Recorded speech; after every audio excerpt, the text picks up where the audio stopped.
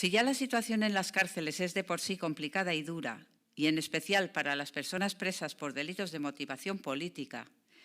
la pandemia del COVID-19 y las medidas del estado de alarma han agravado bastantes aspectos, introduciendo más elementos que nos llegan a reiterar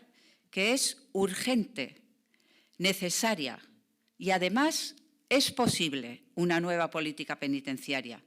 que empiece por un inmediato acercamiento de las personas presas a sus provincias de origen, a todas las personas presas y más de las que están a cientos, a miles de kilómetros de sus familias y que llevan ya más de 3 meses sin recibir visitas.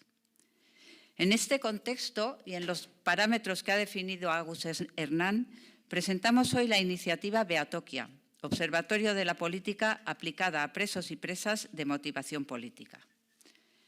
La partida del cambio de política penitenciaria en su globalidad y la reivindicación del acercamiento inmediato de presos y presas está ganada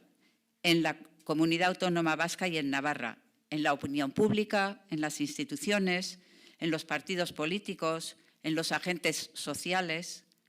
No así en el terreno donde se desarrolla en la práctica, en la dura realidad, en el Estado español.